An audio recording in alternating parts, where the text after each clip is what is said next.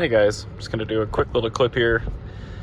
The Phantom's out of town, but the Plaid is here in my care currently, so just gonna take it out real quick and see how ridiculously painful this thing is, performance-wise. The yoke, I'm sure it's fine on the highway. Really not my thing already for city turning, but if you're buying a car just for highway driving, that's not too bad. I'm also really creeped out by the interior camera. I don't know. Get it out on the street. Try to find a dry piece of pavement. It rained a couple hours ago, but should still be decent. This is on the factory. I think they're Continental summer tires, but other than the immense amount of power, the seats are a little different design. They're white, so I don't want to touch anything because I feel like, although I'm clean today. Oh, okay. Turn signals are on the steering wheel, like a 458.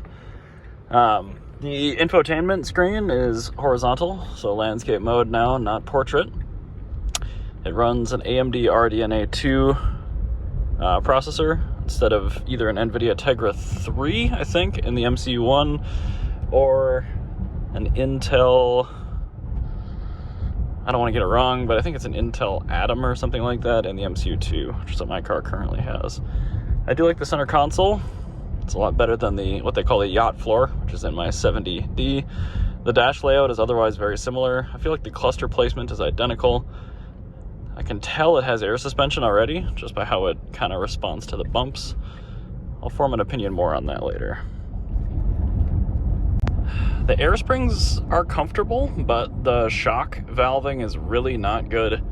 There's just too much rebound. I think a tighter set of shocks inside of these air struts would make a huge difference. And I think I would actually prefer it to the steel springs at that point too. Regen feels exactly the same as the 70D. I have no idea how to turn on autopilot. There is a little cruise control indicator here. Shape of the yoke makes it very hard to steer with your knee, which sucks. I know that sounds ridiculous, but it's something I do pretty often. Again, other than that, the interior is pretty similar. You can tell the hard points are pretty much identical to the 2012 to 2019 cars. I have yet to lean into the power, so you're going to get my genuine reaction. I just want to put a couple miles on it first just to warm up the gear cases a little bit.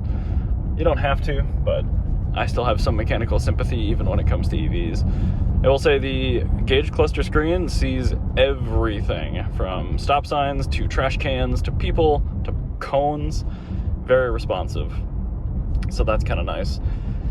Oh, excuse me. Looks like I'm at about 60% state of charge, but I doubt that's going to matter too much. Switch cluster actually looks like Tesla parts now. Electronic door poppers instead of a mechanical handle. Cup holders are in a little bit better spot. Again, I'm just terrified of this white interior. Reminds me of like a press car Infiniti from back in the day. You can see the cones. It's funny. Alright, I wanted to launch it once before I film it, just to kind of get a feel for it. It's definitely very fast. These tires definitely have no hope of hooking up. So you can feel the stability control just clawing for grip, especially with the front axle. But it is extremely fast, even at what looks to be maybe 55% state of charge now. So once I find a safe, opportune area to launch it again, I will do so. This time with you guys. So I never would have guessed driving around for like 35 miles, the rain would keep moving in, and I only had one clear red light.